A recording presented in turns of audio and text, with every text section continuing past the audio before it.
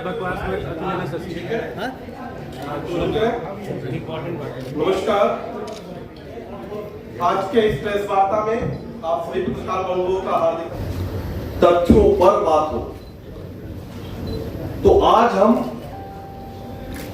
तुष्टीकरण के मुद्दे पे बात करेंगे और तथ्यों के साथ कुछ प्रश्न मैं आपके सामने रखूंगा।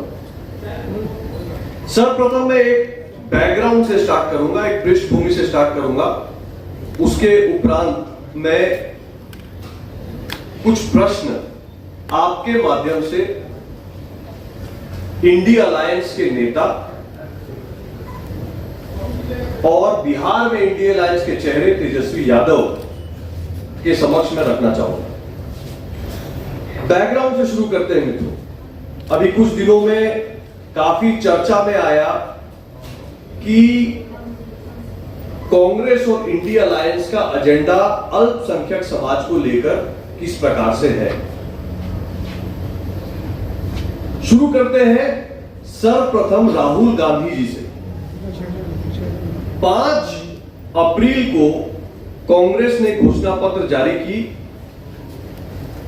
और राहुल गांधी जी के शब्द मैं कोट कर रहा हूं। उन्होंने कहा कि देश का एक्सरे कर देंगे।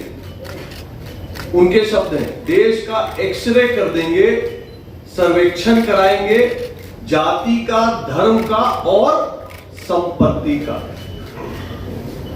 6 अप्रैल को तेलंगाना की एक रैली में राहुल गांधी जी ने आगे कहा कि सर्वेक्षण के बाद जितनी आबादी उतना हक। इस नारे को राहुल गांधी जी ने सामने रखा और स्पष्ट कहा कि वेल्थ सर्वे यानी संपत्ति का सर्वे कराया जाएगा, यह हमारा वादा है।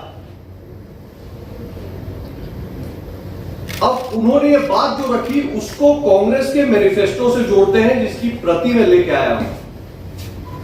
आप सबने देखा ही होगा, ये कांग्रेस का मैनिफेस्टो है।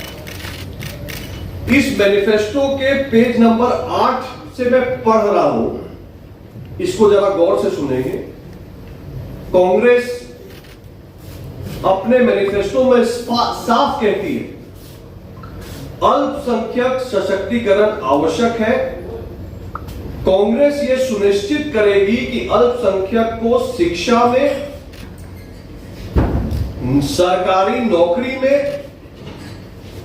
और पीएसयू में उचित अवसर प्रदान हो। यह कांग्रेस का मैनिफेस्टो कहता है। अब आगे बढ़िए। कांग्रेस की ये जो बात है, ये अचानक से नहीं आई है दोस्तों। इनका ये हमेशा से एजेंडा रहा है, तुष्टीकरण का एजेंडा, वोट बैंक बनाने का एजेंडा। और इसका मैं कुछ सच आपके सामने रखता हूं। आपको ध्यान होगा, ये 2024 के चुनाव में जो घटना हुई है, इसको थोड़ा जोड़िए। मैं आपको पीछे ले चलता हूं। पीएम मनमोहन सिंह ने दिसंबर 2006 में जब 11वीं 5 ईयर प्लान योजना बैठक चल रही थी, 11th 5 ईयर प्लान की योजना बैठक में पूर्व प्रधानमंत्री मनमोहन सिंह जी ने कहा था कि देश की संपत्ति पर, संसाधन पर सर्वप्रथम अधिकार मुसलमान समाज का, अल्पसंख्यक समाज का है। और यह खाली एक बयान नहीं था।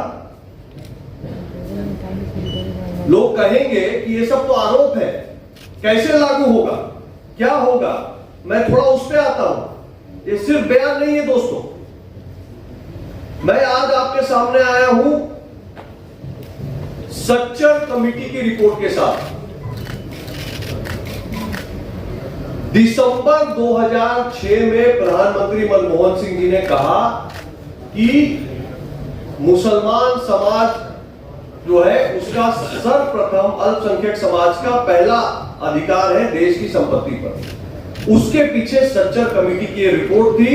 सच्चर कमेटी की report high level committee Manmohan Singh ji की कांग्रेस की सरकार ने बनाई थी जिसका रिपोर्ट पार्लियामेंट में 30 नवंबर 2006 में प्रस्तुत हुआ था, जिसमें सच्चर कमेटी में लिखा गया है कि दलितों से बुरी हालत अल्पसंख्यक समाज की है इस देश में। अब आ जाइए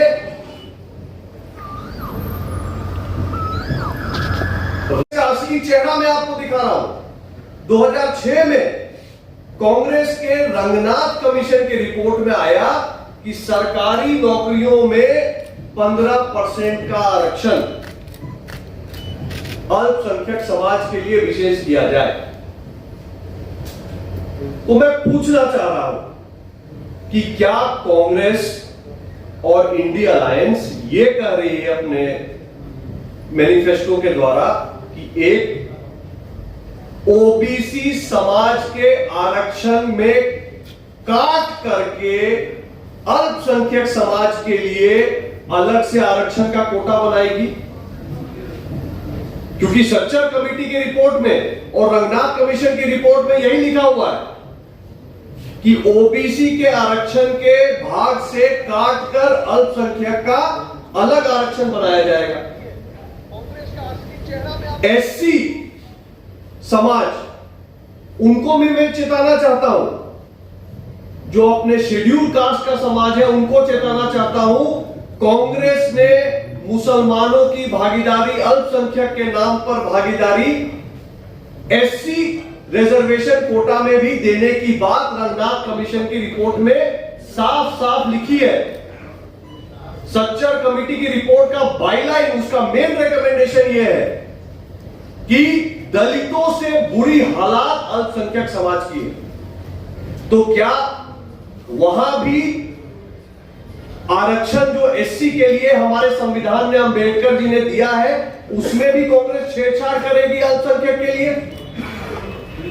और ये धर्म और संपत्ति का जो सर्वे कराने की बात राहुल गांधी जी कह रहे हैं कि संपत्ति का सर्वे कराएंगे, तो क्या संपत्ति का सर्वे करा के इसको भी जनसंख्या के आधार पर पुनर्बांटने की बात होगी? लोग कई बार भूल जाते हैं, लोग को लगता है कि सब खाली बात है, हो नहीं सकता है। मित्रों, मैं आपके माध्यम से देश को, बिहार की जनता को याद दिलाना चाहता हूं, कंपल्सरी डिपॉजिट स्कीम एक्ट इस देश में 2 बार 1963 में और 1974 में 2 बार कांग्रेस ऐसा एक्ट लेके आई है जिसमें जबरदस्ती सरकारी कर्मचारियों और मेहनत से कमाए हुए पैसे को सरकारी खजाने में डिपॉजिट कराने का एक्ट आया है इस देश में। 18% संपत्ति का और धन का सरकार ने जमा करवाया था 63 में भी और 74 में भी। तो क्या उसी तर्ज पे, उसी तरह की कोई योजना ये पुनः बना रहे हैं? मित्रों, और ये मुद्दा और भी अब गंभीर होता जा रहा है, क्योंकि अगला चरण लोकसभा चुनाव का दूसरा चरण सीमांचल क्षेत्र का है। और अगर इस तरह का कोई योजना कांग्रेस, इंडिया अलायंस और तेजस्वी यादव जी बना रहे हैं, तो उसका सबसे बड़ा झटका सीमांचल में ही सबसे पहले लगेगा। सीमांचल आज बिहार का ऐसा क्षेत्र है जहां बहुसंख्यक समाज अल्पसंख्यक हो चुका है, यह हम सबको पता है। तेजस्वी जी कहते हैं कि मुद्दे की बात की जाए तो सीमांचल का चुनाव सर पे है। सीमांचल के मुद्दे की बात मैं कर रहा हूं। सीमांचल का सबसे बड़ा मुद्दा है वहां का सामाजिक समीकरण। सीमांचल में सबसे बड़ा मुद्दा है वहां का घुसपैठ। सीमांचल का सबसे बड़ा मुद्दा है वहां पे आतंकवादी तत्वों को संरक्षण। सीमांचल का सबसे बड़ा मुद्दा है वसूली, जिसके वजह से, धमकी वसूली की वजह से वहां से कारोबारी भाग रहे हैं। सीमांचल का सबसे बड़ा मुद्दा है हमारी माताओं और बहनों की सुरक्षा। हमारी मां बहनें उस क्षेत्र में, कई जिलों में, सीमांचल के कई जिलों में अपने आप को बहुत असुरक्षित पाती हैं। सीमांचल का मुद्दा है गौ तस्करी। तो मैं तेजस्वी जी से, जो कि इंडी अलायंस के चेहरा है बिहार में, क्योंकि पहले चरण में कांग्रेसी तो कोई आया ही नहीं बिहार के कैंपेन में, तो तेजस्वी जी भी अगर कैंपेन लीड कर रहे हैं इंडी अलायंस का, तो तेजस्वी जी से मेरे 5 सवाल है सीमांचल के मुद्दे पे और इस पृष्ठभूमि के मुद्दे पे। तेजस्वी जी, आप स्पष्ट करिए कि कांग्रेस के मैनिफेस्टो में लिखा है, सच्चर कमेटी रंगनाथ कमीशन की रिपोर्ट का आधार देते हुए पूछता हूं कि क्या आप कांग्रेस को मदद करेंगे ओबीसी के आरक्षण में छेड़छाड़ करके अल्पसंख्यक को आरक्षण देने में? पहला सवाल। दूसरा, क्या आप कांग्रेस के मैनिफेस्टो और उनके सोच से सहमत हैं कि अल्पसंख्यक समाज का कोटा शेड्यूल कास्ट में भी होना चाहिए? सीमांचल की जनता की परेशानी को देखते हुए तेजस्वी जी बताइए, मेरा तीसरा सवाल, एनआरसी लाके इस देश में घुसपैठियों को बाहर करने की जो प्रधानमंत्री जी की योजना है, क्या आप उसका विरोध करेंगे? क्या आपको नहीं लगता है कि सीमांचल में घुसपैठ पे रोकथाम होनी चाहिए? आप बताइए तेजस्वी जी कि इस देश में प्रधानमंत्री मोदी के तीसरे बार पीएम बनने के बाद यूनिफॉर्म सिविल कोड, यानी सर्व नागरिक को समान अधिकार लाने की बात हो रही है, किसी को विशेष अधिकार ना होना चाहिए। हम सब भारत मां के बेटे हैं, बेटियां हैं और हम सब के अधिकार समान होने चाहिए क्योंकि हम एक समान नागरिक हैं। इस सोच के साथ यूनिफॉर्म सिविल कोड लाने की बात भाजपा ने अपने मैनिफेस्टो में स्पष्ट रखी है। सीमांचल की जनता, बिहार की जनता जानना चाहती है कि आपका यूनिफॉर्म सिविल कोड पे क्या मत है तेजस्वी जी?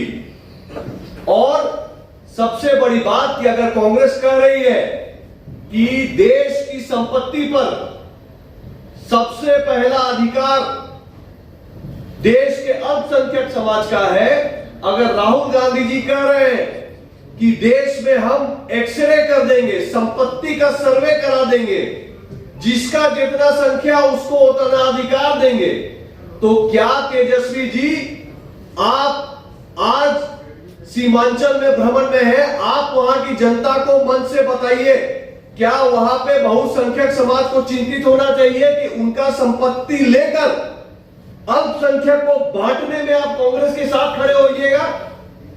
इसका जवाब दीजिए तेजस्वी जी।